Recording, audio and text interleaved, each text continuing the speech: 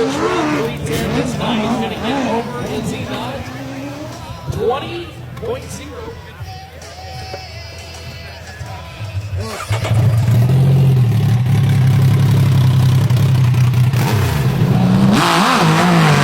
The top distance of 570 feet. So this time he needs to keep it rubber side down.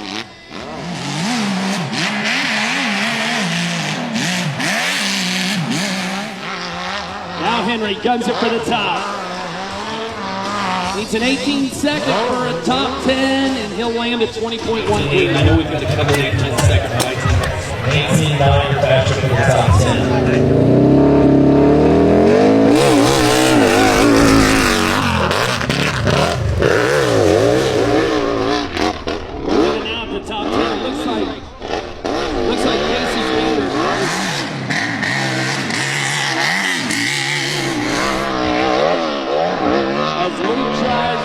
Himself in the top 10, and it could be, it is an 18.6, and that is enough.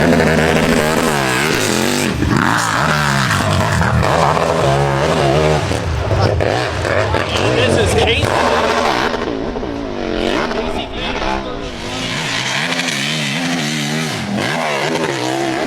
Top 10 needs to get down to that 18.